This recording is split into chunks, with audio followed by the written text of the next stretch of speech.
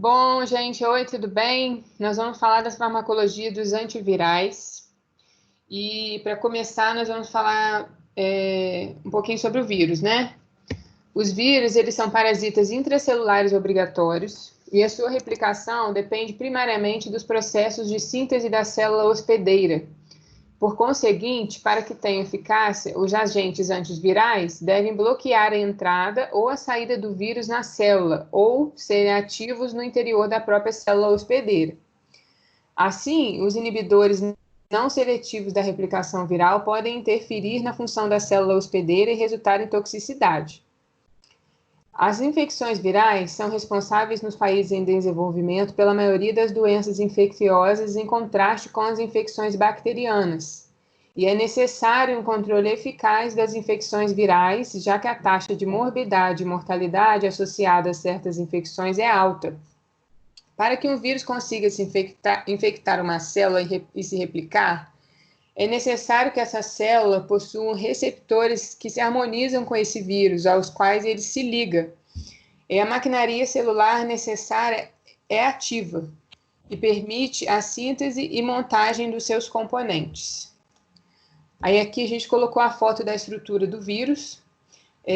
Dentro do núcleo, ele possui material genético, que é o DNA ou o RNA. Porque existem dois tipos de vírus, né? Os vírus que possuem RNA e os vírus que têm o DNA. A maioria deles possui RNA. Ele pode ser envolvido por uma proteção chamada de capsídio, que é essa parte verdinha aqui que está logo depois do núcleo, que contém no seu interior o material genético RNA que eu falei aqui, né? E pode possuir um envelope, que é essa parte, essa camadazinha que parece até uma camada fosfolipídia. E geralmente esse envelope ele envolve as membranas celulares infectadas, que é geralmente formada exatamente por fosfolipídios. Eles possuem enzimas que têm a função de infecção, que participa do processo de replicação do material genético. E aqui em volta estão as proteínas de associação, que são as proteínas em que se ligam os vírus. Aí depois aqui, a gente colocou uma classificação dos vírus, né? Os vírus DNA são os herpes vírus, o adenovírus, o vírus da hepatite B e os bacteriófagos. Vírus RNA, que é o retrovírus, o HIV, o influenza vírus, vírus da hepatite A, C e D, e o vírus da febre hemorrágica, que tem a dengue, né, o hantavírus e o ebola vírus. São alguns exemplos, né? A existência de três tipos principais de vírus. O vírus DNA, que em geral entra no núcleo da célula hospedeira e orienta a produção de um novo vírus. O vírus RNA, que orienta a produção dos novos vírus, geralmente sem penetrar no núcleo da célula hospedeira. Aqui uma exceção é o vírus influenza. O retrovírus de RNA, que é tipo HIV, ele contém uma enzima, a transcriptase, que faz uma cópia de RNA do RNA viral, e a cópia do DNA é introduzida no DNA do hospedeiro e orienta a produção de novos vírus. Ou seja, ele faz uma cópia através do RNA, do DNA do vírus e produz ele dentro da célula. A quimioterapia antiviral, ela consiste em usar substâncias que bloqueiam uma das etapas da multiplicação viral sem interferir muito com a biologia normal da célula hospedeira. Os fármacos antivirais geralmente atacam o vírus antes da penetração da célula, depois do vírus deixar a célula hospedeira ou enquanto o vírus está ativo na célula hospedeira. Alguns efeitos inespecíficos podem ser prejudiciais para o hospedeiro. Aí aqui está falando, né? Um antivírico ideal para apresentar algumas características tais como penetrar na célula, possuir um largo espectro, ter especificidades para as enzimas virais ou introduzidas por vírus, possuir potência suficiente para a inibição completa da replicação viral, não conduzir ao desenvolvimento de resistências, exibir uma toxicidade mínima para a célula hospedeira, não interferir com os mecanismos normais de defesa celular, não suprimir o processo normal de desenvolvimento da imunidade ativa do hospedeiro. Os mecanismos gerais de ação dos fármacos antivirais. A maioria dos antivirais, eles são eficazes apenas enquanto o vírus está se replicando. O vírus pode sofrer reativação muito tempo depois da infecção primária, causando a doença, ou seja, ele pode ficar adormecido e aí, depois de um certo tempo, ele pode vir ficar ativo, como o vírus da AIDS, né, por exemplo. Aí aqui a gente colocou as 4 classes principais de os agentes antivirais são os inibidores da polimerase de DNA, os inibidores da transcriptase reversa, os inibidores da protease e os inibidores de fusão. Aqui a gente colocou um quadro dos agentes antivirais e aqui a gente colocou alguns exemplos, por exemplo, os antiherpéticos, aciclovir, ciclovir, doconazol, fanciclovir, foscanete, fomivizem, genciclovir, lodoxuridina. E o anti-influenza, amantadina, oseltamivir, rimantadina e o zanamivir. Aqui embaixo tem as classes, análogos dos nucleotídeos, análogos dos não nucleotídeos, análogos de nucleosídeos, inibidores de protease, inibidores da transcriptase reversa e os antirretrovirais, e os inibidores de fusão.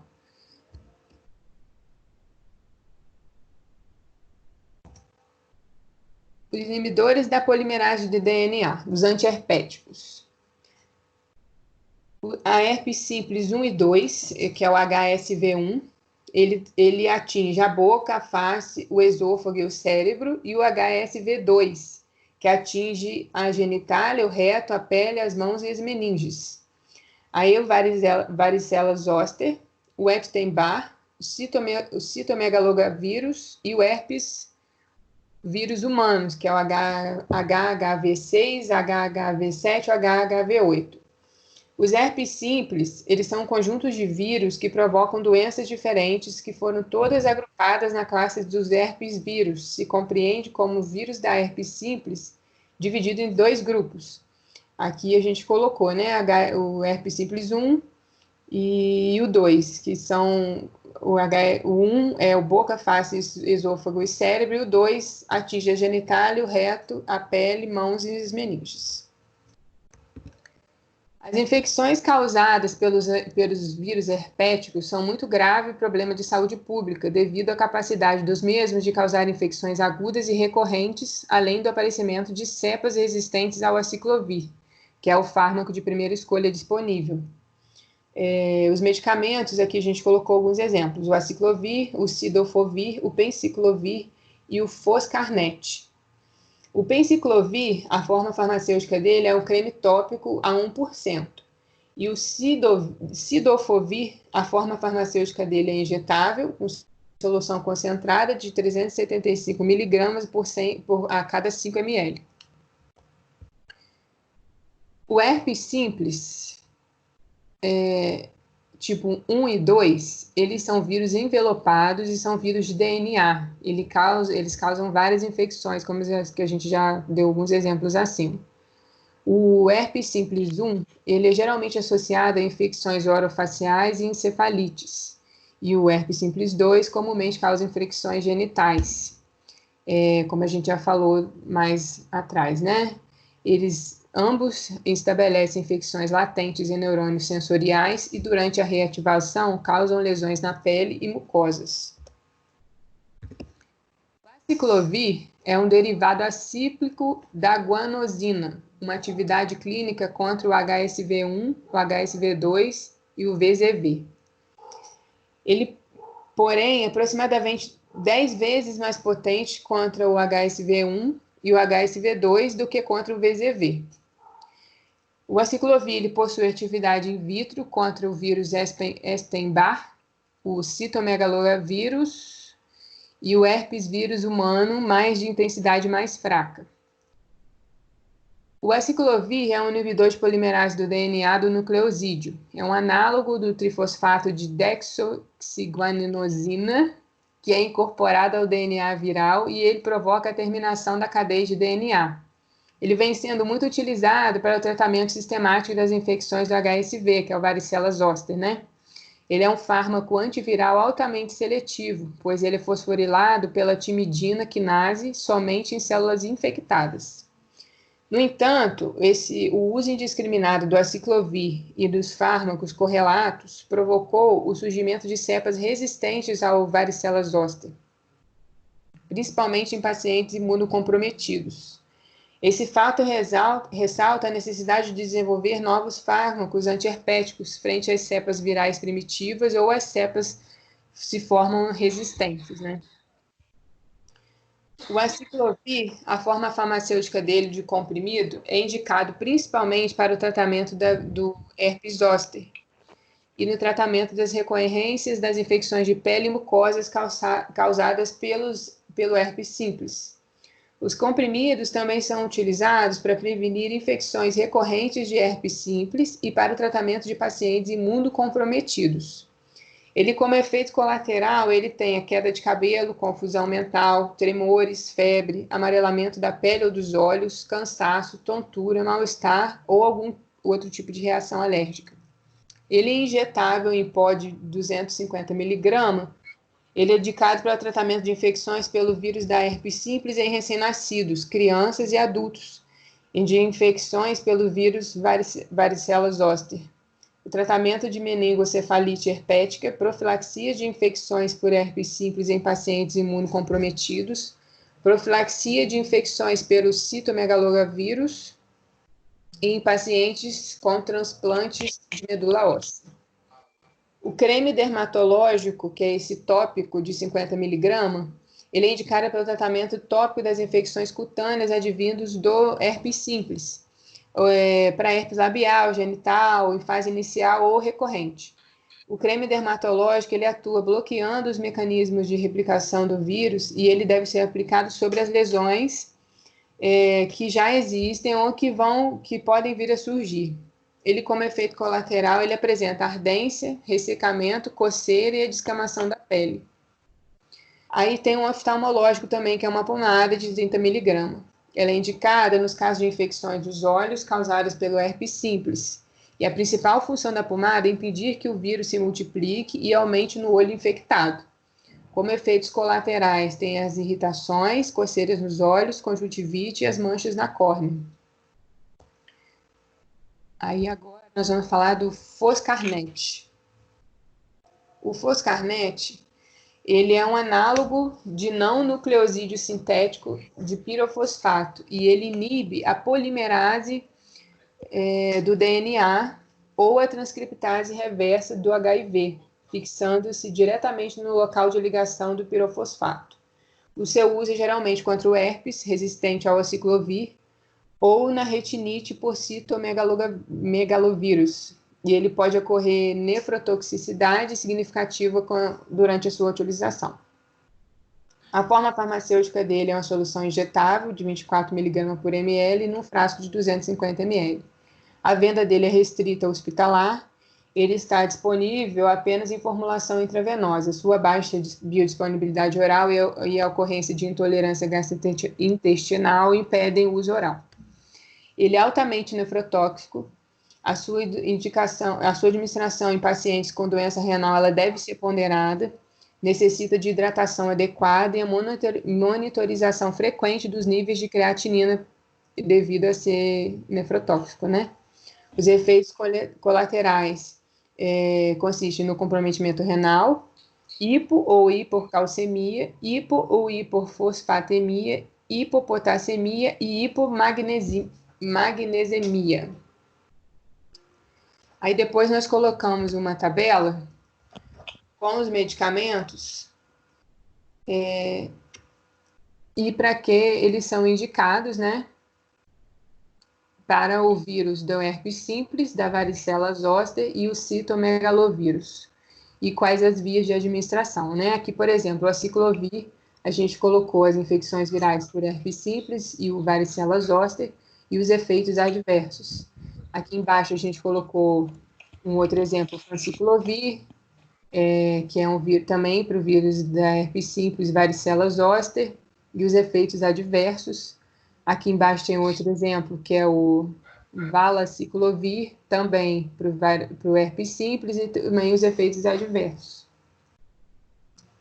E agora nós vamos falar dos inibidores da transcriptase reversa. Eles são análogos de nucleotídeos. São considerados como o esqueleto da terapia antirretroviral e, em geral, são usados em associação a outras classes de agente, como os inibidores da protease e INNTR. Atuam por inibição competitiva da transcriptase reversa do vírus do herpes simples. A sua incorporação na cadeia de DNA viral em crescimento provoca a interrupção prematura da cadeia devido à inibição da ligação do nucleotídeo. E nós colocamos alguns exemplos de medicamentos. O abacavir, o didanosina, o estafudina e o zidovudina. O didanosina, ele vem em comprimido de 250 e 400 miligramas. O estafudina em cápsula de 30 ou 40 miligramas. O abacavir, ele é um análogo de guanosina, bem absorvido após a administração oral, e que não é afetado pela presença de alimento. A sua meia-vida sérica é de 1h30, mais ou menos. Ele se incorpora ao DNA do vírus, inibindo a transcriptase reversa e impedindo a multiplicação na cadeia viral do DNA. Os sintomas que geralmente aparecem nas primeiras 6 semanas de terapia consistem em febre, fadiga, náuseas, vômito, diarreia e dor abdominal. E também pode-se verificar a presença de sintomas respiratórios, como dispneia, faringite e tosse, e ocorre exantema em cerca de 50% dos pacientes. Ele está disponível em comprimidos de 300 miligramas ou solução oral de 20 miligramas por ml. Aí tem o zidovudina. O zidovudina, ele foi o primeiro composto a ser oficialmente aprovado e comercializado para o tratamento da AIDS em 1987. Ele é um análogo da desoxitimidina, que é bem absorvida e se distribui na maioria dos tecidos e líquidos corporais, incluindo o líquido cefalorraquidiano, no quais os níveis do fármaco correspondem a 50, a 60 a 65% dos níveis séricos. Embora a meia-vida sérica dele seja de 1 hora, a meia-vida intercelular dura de 3 a 4 horas, que é o que possibilita a administração dele 2 vezes ao dia. Ela é eliminada pela urina e após glicoronidação no fígado. O efeito colateral mais comum consiste na mielossupressão, que pode resultar em anemia macrocítica, ou neutropenia, que pode ocorrer intolerância gastrointestinal, cefaleia e insônia, que tendem a regredir durante a terapia.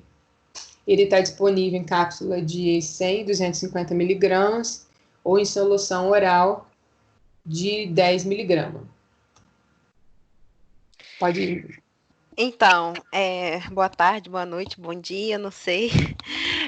Então, eu vou falar agora um pouquinho sobre os inibidores da transcriptase reversa, que são os análogos não nucleotídeos.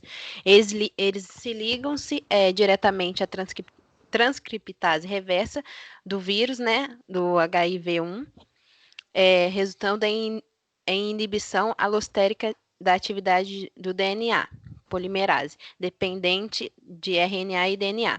Recomenda-se a realização de um teste genotípico basal antes de se iniciar o tratamento, visto que as taxas de resistência primária variam em cerca de 2 a 8%. Apesar das diferentes estruturas químicas e propriedades farmacocinéticas, são metabolizados em algum grau pela enzima do citocromo P450. Além disso, atuam como inibidores ou indutores das enzimas do citocromo P450, afetando o metabolismo de outras drogas. Então, alguns medicamentos são a nevirapina, que é NVP, a efavirenz, que que é o EFZ, e delavirdina, que é o DLV. Vou falar um pouquinho sobre a denirapina, que é o NVP. A biodisponibilidade oral da nevirapina é excelente, maior que 90%, e não depende da presença de alimento. O fármaco é altamente lipofílico e alcança níveis no líquido cefalorraquidiano, né, que é o LCR, que correspondem a 45% dos níveis plasmáticos. Uma dose única de nevirapina é de 200 miligramas. Mostra-se que é eficaz na prevenção da transmissão do HIV da mãe ou recém-nascido quando é administrada às mulheres, né, no início do trabalho de parto, seguida de uma dose de 2 miligramas por quilo, né, ao recém-nascido em 3 dias após o parto. Os efeitos colaterais incluem febre, náusea, cefaleia e insônia. A forma farmacêutica desse medicamento pode ser existe, né, de comprimido de 200 miligramas ou suspensão oral de 10 miligramas por ml. Usado em infecções por HIV, né, resistentes a AZT, que é o inibidor da transcriptase reversa, análogos de nucleotídeos. E agora eu vou falar um pouquinho sobre a efavirenz. O efavirenz é metabolizado, sobretudo, por CYP3A4, que é o CYP2B6, a metabólicos hidroxilados inativos. O restante é eliminado nas fezes, na forma inalterada. O fármaco liga-se intensamente à albumina, cerca de 99%, e os níveis no líquido cefalorraquidiano variam de 0,3% a 1,2% daqueles alcançados no plasma. Os principais efeitos adversos, eles envolvem o sistema nervoso central, que aí ocorre a tontura, a sonolência, a insônia, os pesadelos e a cefaleia tendem a diminuir com a continuação da terapia. A administração da dose ao deitar também pode ser útil. A forma farmacêutica dele é em cápsula de 600 miligramas. O delafirdina, pode mudar aí, Amanda. A delavirdina, ela apresenta biodisponibilidade oral, cerca de 85%, reduzida por antiácidos e bloqueadores H2. O fármaco, ele liga cerca de 98% às proteínas plasmáticas e apresenta níveis correspondentemente baixos no líquido de cefalorraquidiano. Delavirdina, ela é metabolizada pelas enzimas CYP3A e CYP2D6, e também inibe a CYP3A4 e 2C9. A forma farmacêutica desse medicamento, ele é comprimido de 100 miligramas e a meia-vida dele é cerca de 6 horas. Então, essa classe de medicamentos, elas atuam sobre a enzima de transcriptase reversa, tornando-se defeituosa a cadeia de DNA que o vírus HIV cria dentro das células de defesa no organismo. Essa ação impede que o vírus se reproduza. O tenofovir é o fumarato de tenofovir disoproxila, é um profármaco hidrossolúvel do tenofovir ativo. Administrar de preferência com os alimentos, né? Os efeitos colaterais mais comuns são as náuseas, os vômitos e a perda de apetite. Em algumas pessoas, o tenofovir aumenta os níveis de creatinina e das transaminases, que são as enzimas, né, que são relacionadas respectivamente à função dos rins e à do fígado. Os níveis elevados dessas enzimas indicam dano renal e hepático. A forma farmacêutica dele é em comprimido de 300 miligramas, né, e uma coisa que vale falar aqui, que são os níveis séricos da creatinina devem ser monitorados durante a terapia, e o tenofovir deve ser interrompido em caso de ocorrência recente de proteinúria, né, glicosúria e taxa de filtração glomerular calculado de menor que 30 ml por minuto. Os inibidores de protease, que é o IP. Os inibidores de protease do HIV diferem dos inibidores da transcriptase reversa, na medida em que a inibição da protease do HIV afeta diretamente as células infectadas por impedir a produção de partículas virais infecciosas. É bastante comum a ocorrência de alterações genotípicas específicas com esses fármacos, que conferem resistência fenotípica, contraindicando, assim, a monoterapia. Os inibidores de protease P ligam-se às proteases impedindo a sua função, tornando-se as inativas. Sendo assim, os vírus imaturos não serão estruturados corretamente. O RNA viral não ficará devidamente estabilizado e os novos vírus não se tornarão infecciosos. Assim, as proteases são um grande alvo no tratamento antiviral. Todos os inibidores de protease antirretrovirais são metabolizados pelo CYP3A4, tendo o ritonavir o efeito inibitório mais pronunciado, e o saquinavir o menos pronunciado. O citocromo P450, 3A4, que é o CYP3A4, é uma das enzimas mais importantes, pois ela oxida medicamentos, toxinas, alimentos e xenobióticos, geralmente inativando-as e tornando-as mais fáceis de serem eliminadas. Também atua na síntese de lipídios, como o colesterol. Encontra-se principalmente no fígado e no intestino.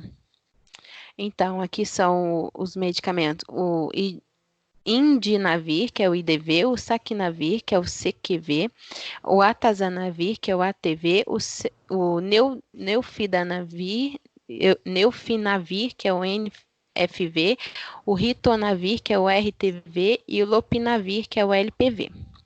A forma farmacêutica do Atazanavir, ele é comprimido de 150, 200, ou 200 miligramas ou 300 miligramas. O do Neufenavir é o comprimido de 250 miligramas.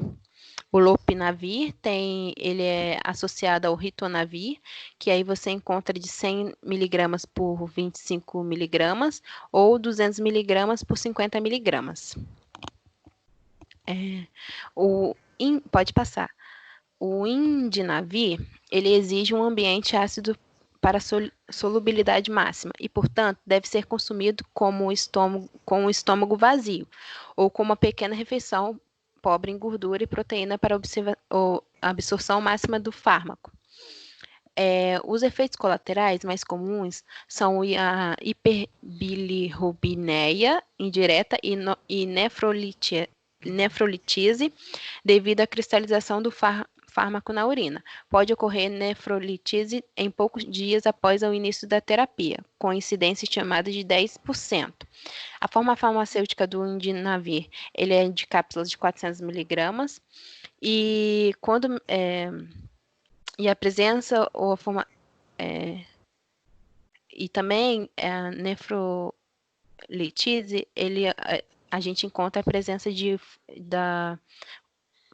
ou formação de cálculos renais. Agora o Saquinavir, que é o CQV. O Saquinavir deve ser tomado dentro de 2 horas após uma refeição gordurosa, para melhor absorção do fármaco. A forma farmacêutica dele é de cápsulas gelatinosas de 200 miligramas. E os efeitos colaterais que ele causa são relatados, eles consistem em desconforto gastrointestinais, que são as náuseas, diarreia, desconforto abdominal e dispepsia. Pode causar distribuição alterada de gordura corporal, resistência à insulina e hiperlipidemia. A hiperlipidemia são níveis elevados de lipídios, gordura, no sangue. Então, o Ritonavir é comprimido revestido, eles devem ser administrados por via oral, com alimentos, deve ser engolido inteiro, sem mastigar, partir ou esmagar. Eles são encontrados com forma farmacêutica de 100 miligramas. A maior queixa do uso de Ritonavir é o gosto amargo que causa enjoo ou vômito, E deve-se fazer acompanhamento periódico das taxas sanguíneas de colesterol e triglicerídeos. O Ritonavir é um dos agentes antirretrovirais recomendados para o uso em mulheres grávidas. Então, agora eu vou falar dos inibidores de fusão, que são os medicamentos que impedem a entrada do vírus HIV nas células de defesa do organismo, impedindo a sua reprodução. Que são, temos como exemplo aqui o enfovirtida, que é o T20, é o primeiro inibidor de fusão usado em combinação terapêutica contra o HIV-1. Foi aprovado em março de 2003 e devido ao seu único modo de ação, é eficaz para o tratamento de pacientes experientes que desenvolveram resistência ao medicamento antirretrovirais tradicionais. A forma farmacêutica dele é de 90 mg por ml, frasco-ampola ou então frasco-ampola de 108 mg. Ao contrário de outras drogas que funcionam após a entrada do vírus na célula, o enfovirtida trabalha fora da célula, bloqueando a entrada do vírus dentro da mesma. As reações no local de injeção são os efeitos adversos mais comuns associados ao enfovirtida. Os sinais e sintomas podem incluir como dor, desconforto, endurecimento, eritema, nódulos, quistos, purido e equimoses. 9% dos pacientes que têm reações locais necessitam de analgésicos. A administração deve ser administrada por injeção subcutânea e o único agente antirretroviral de administração parenteral. Então, não se sabe se é excretado no leite humano, entretanto, as mães elas devem ser instruídas a não amamentar, não somente por eventuais, que são tendo os efeitos adversos, sobre a criança, como também em função dos potenciais riscos de transmissão do HIV. A contraindicação, esse medicamento é contraindicado a menores de 6 anos, mulheres que estão amamentando também. E existem dados insuficientes de que estabeleçam dose em crianças menores de 6 anos de idade. Não tem dados.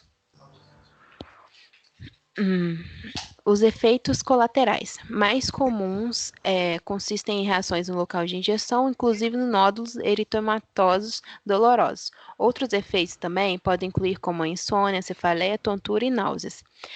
Apesar de sua frequência, em reações são em gerais leves e moderadas, e raramente levam à interrupção do fármaco. Anti-influenza. As cepas dos vírus influenza são classificadas por suas proteínas internas, A, B ou C, espécie de origem, por exemplo, aviárias e suínas, e local geográfico de isolamento. A influenza A, a única cepa que provoca pandemias, e classificada em 16 subtipos H, que é o H é hemaglutinina, e 9N, que é o neuraminidase, conhecidos como base nas proteínas de superfícies. Apesar de o vírus influenza B infectar em geral apenas seres humanos, os vírus influenza A podem infectar uma variedade de hospedeiros animais. Aí tem os subtipos atuais de influenza A que estão circulando entre populações do mundo inteiro, incluem como o HN1, H1N2, H3N2. Para a influenza B, existe um único subtipo, que existem 3 subtipos da gripe, que é gripe A, H5N1, H7N7, H9N2, que não usam o ser humano como hospedeiro, mas sim as aves aquáticas. O vírus da gripe sofre constantemente mutações nos anticorpos, produzindo novas variedades que podem iludir o sistema imunitário, ou seja, muitas vezes ocorrem variações na antigenicidade do vírus, que levam a alterações nas proteínas através de mutações pontuais nas glicoproteínas, sobretudo na hemaglutinina. Os medicamentos aqui que nós podemos citar é a amantadina, o oseltamivir, o rimantadina e o sanamivir, ou oseltamivir, para quem não conhece, é o famoso Tamiflu.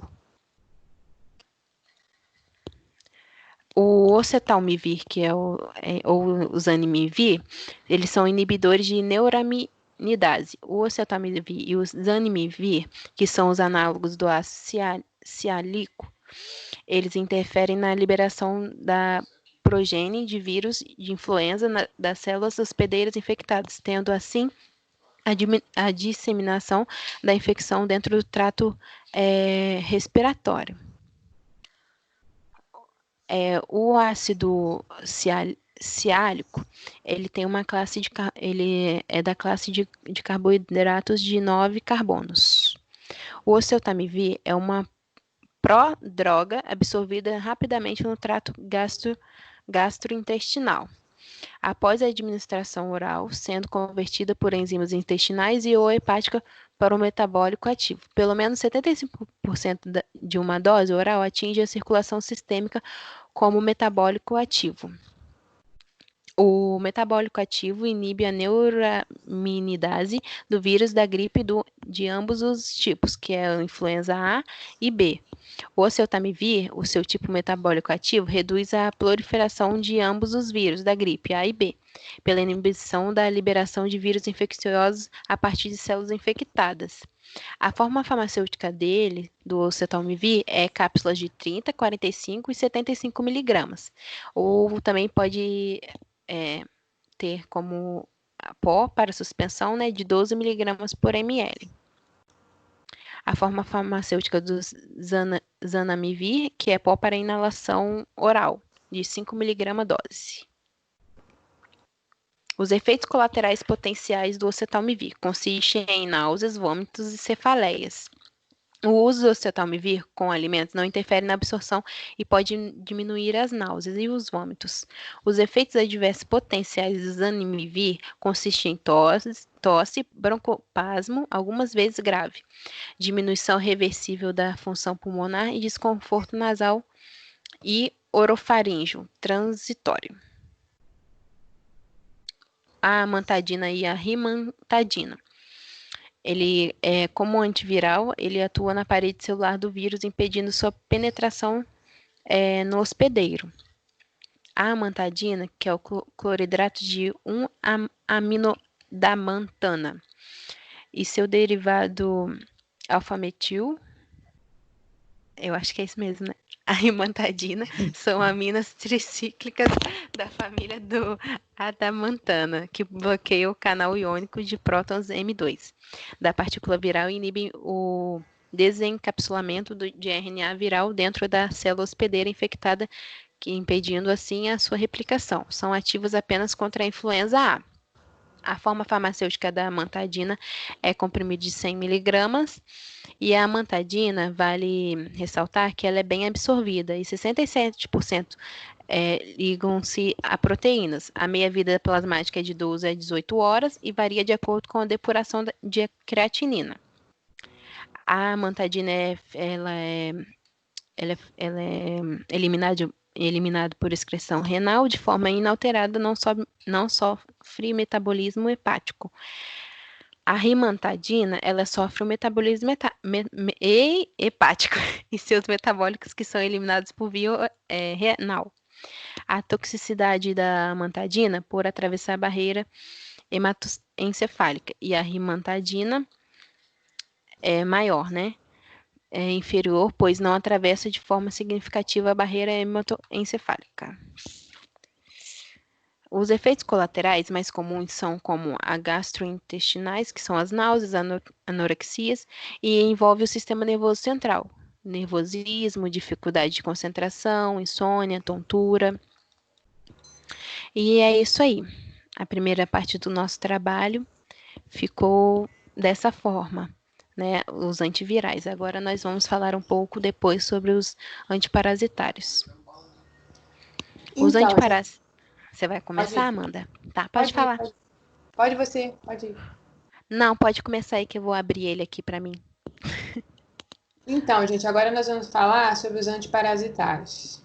Os antiparasitários, eles são uma medicação utilizada não só para o tratamento, mas também como serve de estratégia para a erradicação das verminoses em populações de alta prevalência. As principais infestações é a ascaridíase, né, que é conhecida como Ascaris lumbricoides. Ela é associada a várias síndromes clínicas, e a sua principal complicação é a obstrução intestinal e, ocasionalmente, a obstrução biliar.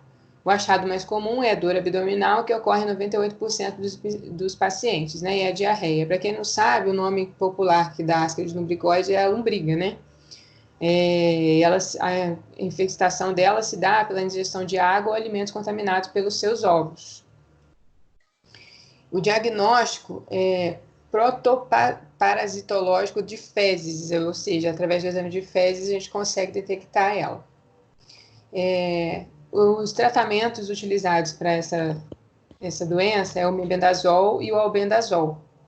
Tem outras medicações que foram testadas com sucessos, que o palmoato de pirantel, e em casos de obstrução intestinal, a piperazina deve ser utilizada também. A ancilostomíase, que é ancilostoma duodenale e necator americanus. Os pacientes se apresentam com prurido no local da penetração do parasita. Posteriormente evolui com dor abdominal, diarreia e anemia ferropriva, que pode ser marcante. A penetração do parasita pela pele se dá principalmente pelo pé, quando você anda descalço em lugar contaminado. E o diagnóstico também é feito através do exame de fezes. Os medicamentos usados no tratamento são albendazol, mebendazol ou também o palmoato de pirantel. Tem a tricuríase, que é o tricuris trichiura, que é a gente fala trichiuris, né? Tem gente que fala assim. A maioria dos pacientes não apresentam sintomas. Contudo, pode ocorrer dor abdominal, diarreia, enjoos, perda de peso e anemia. E também a infecção se dá pela injeção de água ou comida contaminada com fezes que contenham o verme. Os medicamentos utilizados também são o mebendazol e o albendazol, e o diagnóstico também através do exame de fezes. A quimioterapia das infecções, dos nematódios.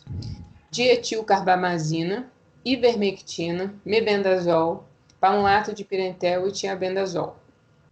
A ivermectina é um composto que atua paralisando a musculatura de várias espécies de parasitas e vermes, o que causa sua morte, sendo depois eliminado naturalmente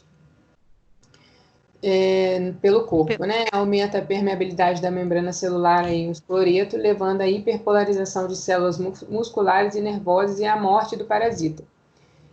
Como efeito colateral, pode ter diarreia, náusea, dor abdominal, falta de apetite, prisão de ventre, vômito, tontura, sonolência, vertigem, tremor, coceira, aparecimento de lesões na pele e urticária.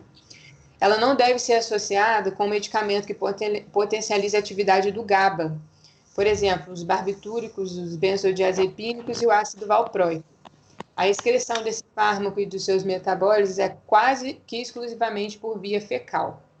Aqui a gente colocou uma tabela para orientação da dosagem de ivermectina por estrongilodíase, filariose, ascaridíase, escabiose e pediculose. Pediculose, para quem não sabe, é piolho, tá, gente? O peso corporal e aqui a dose oral única indicada. Por exemplo, de 25 a 30 quilos, a pessoa toma um comprimido. Aqui na outra tabela, a orientação de dosagem de ivermectina para oncocercose.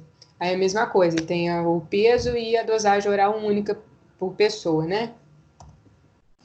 O mebendazol pertence a uma classe de compostos antihelmínticos e antiparasitários benzimidazólicos. Eles atuam através da inibição da polimerase da beta-tubulina helmíntica, interferindo nas funções dependentes dos microtúbulos com a captura de glicose. Esse é considerado um antihelmíntico de amplo espectro. Menos de 10% do mebendazol administrado por via oral é absorvido. Devido à absorção dele ser incompleta e ao extensivo metabolismo pré-sistêmico, que é o efeito de primeira passagem, ela é praticamente insolúvel em solução aquosa, e a absorção se dá apenas de forma mastigável se ingerido com alimento. Os efeitos colaterais são raros, mas podem ocorrer diarreia, dor abdominal, fraqueza, leucopenia, angioedema e angranulocitose. Leucopenia, para quem não sabe, é a redução dos leucócitos, por volume de sangue circulante. A angioedema é o edema da derme profunda e tecidos subcutâneos. A granulocitose é um estado mórbido agudo que se caracteriza pela diminuição ou desaparecimento dos leucócitos polimorfonucleares. Frequentemente menos de 500 granulócitos por metro cúbico sanguíneo, e se manifesta por ulcerações nos intestinos ou em outras mucosas, na garganta ou na pele. O mebendazol ele é excretado de forma predominante na urina, principalmente como derivados descarboxilados. O palmoato de pirantel é um bloqueador neuromuscular que provoca liberação de acetilcolina e inibição de colinesterase, o que resulta em uma paralisia dos vermes, seguindo pela sua expulsão. Ele também é considerado um antiomítico de amplo espectro, e devido à sua absorção também ser incompleta, ele é praticamente insolúvel em solução aquosa, como o mebendazol. Os efeitos colaterais raros também podem ser leves e transitórios, incluem náuseas, vômitos, diarreia, cólicas abdominais, tontura, sonolência, cefaleia, insônia, exantema, febre e fraqueza. Pode ir. Tá. Então, agora a farmacologia dos trematóides, né, que são as principais infestações. Os esquistossomose, que é o Schistosoma mansoni, a doença é assintomática, mas pode evoluir e causar graves problemas de saúde crônicos, podendo haver internação ou levar à morte. O local primário de infecção é o TGI, né, o trato gastrointestinal, que levam a lesões à parede intestinal, são causadas pela resposta inflamatória do hospedeiro aos ovos depositados naquele local. Os sintomas agudos, eles são dermatites seguida após várias semanas por febre, calafrios, náuseas, dor abdominal, diarreia, mal-estar e mialgia. Os sintomas crônicos, eles variam com as espécies, né? Mas inclui diarreia e diarreia sanguinolenta. A forma crônica pode apresentar várias formas, dos quais a mais comum em nosso meio é hepatoesplênica, que é a infecção pelo Schistosoma mansoni, né? Podendo afetar o fígado. As vias de transmissão ocorre quando um indivíduo infectado elimina ovos de um verme por meio das fezes. Em contato com a água, os ovos eclodem e as larvas infectam caramujos, os hospedeiros intermediários. Após 4 semanas, as larvas deixam os caramujos na forma de cercárias e estão prontas para infectarem novos humanos por contato direto da pele. O tratamento é feito com praziquantel. Paragonimíase, que é o Paragonimus, e não sei falar isso não, o Stermani. A maioria sintomática nos quadros de eosofilia, marcante com dor torácica e expectoração, muitas vezes comum em hemoptise, infiltrados pulmonares, derrame pleural e até invasão do sistema nervoso central pode ocorrer, né? A hemoptise em pequenas quantidades de sangue misturadas com escarro, ou quando mais grave, grandes quantidades de sangue vermelho vivo, causado por uma tosse forte. Peraí que eu esqueci de alguma coisa. Tá certinho, isso mesmo. A via de transmissão ela é provocada principalmente por crustáceos de águas doces crus em conserva ou mal cozidos. Diagnóstico, ele é protoparasitológico de fezes, PPF, né? Mas nos casos cujas manifestações são virais, a sorologia pode ser útil. Aí a gente tem que fazer o exame microscópio do escarro, né? Para verificar. E o tratamento pode ser feito com praziquantel, 25 mg por quilo, né? 3 vezes ao dia. O praziquantel, ele é derivado sintético de isoquinolina pirazina. Apresenta efeito contra trematóideos e cestódios. Aumenta a permeabilidade da membrana celular do parasita, fazendo com que haja perda de cálcio intracelular. Ocorre paralisia do verme, que é então morto por células denominadas fagócitos. Os efeitos colaterais incluem dor abdominal, náuseas, diarreia, vômitos, tontura, sonolência, dor de cabeça e aumento da produção de suor. Ele é rapidamente absorvido, com biodisponibilidade de cerca de 80% após a administração oral. Os comprimidos são administrados com o líquido depois de uma refeição. Deve ser deglutido sem mastigar, pois seu sabor amargo pode induzir ânsias de vômito. A excreção é feita principalmente pelos rins, cerca de 60% a 80%, e na bile 15% a 35%. E a forma farmacêutica é de comprimido, né, de 150 miligramas e 500 miligramas. A teníase, que é a Taenia saginata, né, que é a tênia do boi, ou Taenia sóleo, que é a tênia do porco. Na maioria das vezes, dos casos, é assintomática, mas ocorrem as dores abdominais, diarreia, que podem ocorrer diarreia também, né?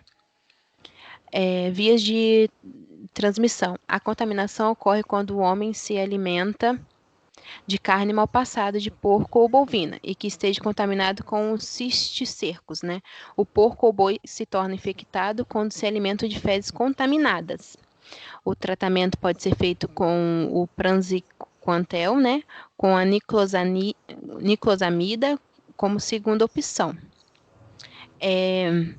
O diagnóstico ele é feito com protoparasitológico de fezes, que é o PPF. A cisticercose, Taenia sóleo, a principal complicação é a neurocisticercose, que pode apresentar manifestações epileptiformes, lesões focais, né? Achatados de hipertensão intracraniana e lesões em medula espinhal. A infecção do sistema... A neurocisticercose, ela é a infecção que atinge, né, o sistema nervoso central, pela forma larvária da Taenia sóleo. A neurocisticercose pode causar convulsões e vários outros sinais neurológicos. O que vale aqui citar aqui é a epileptiformes, que é falar um pouco dela, que ela se assemelha a um ataque de epilepsia. E as vias de transmissão, muito parecido com a teníase. A cisticercose é causada pelo mesmo parasita. Entretanto, ao invés da larva se alojar no intestino do paciente, ela cai na corrente sanguínea e pode alojar no cérebro, coração, músculos ou os olhos. O diagnóstico, ele é feito uma análise, né, do líquido cefalorraquidiano, releva a pleocitose linfótica ou a eosinofílica ou a hiperglicorráquia. A diminuição de concentração de glicose no LCR, né? E hiperproteinorraquia, que é o aumento dos níveis de concentração proteica. E o tratamento pode ser feito com albendazol, o praziquantel ou cirurgia. O albendazol pertence a uma classe de compostos antihelmínticos e antiparasitários benzimidazólicos, que a sua atividade ela é antihelmíntica, ocorre por inibição de polimerização tubulínica, né? Causando alteração no nível de energia do helminto, incluindo o esgotamento da mesma, o que imobiliza os helmintos e posteriormente os matas. Os sintomas, eles são relacionados ao trato gastrointestinal superior, como dor epigástrica ou abdominal, causando náusea e vômito, né? Diarreia, cefaleia, vertigens e leucopenia. A forma farmacêutica do albendazol pode ser em comprimidos de 200 ou 400 miligramas, tá? De forma mastigável. E a suspensão oral, 40 miligramas por ml.